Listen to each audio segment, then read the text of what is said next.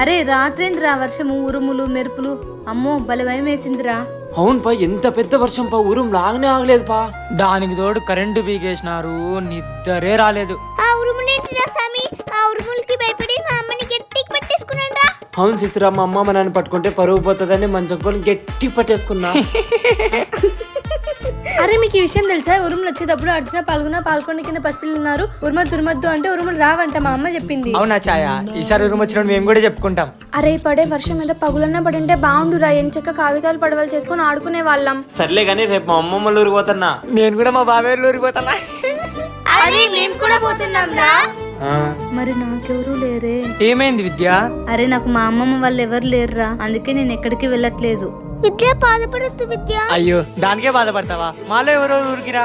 ఏం వద్దులేరా, మీరంతా వెళ్ళేసి తొందరగా రండే.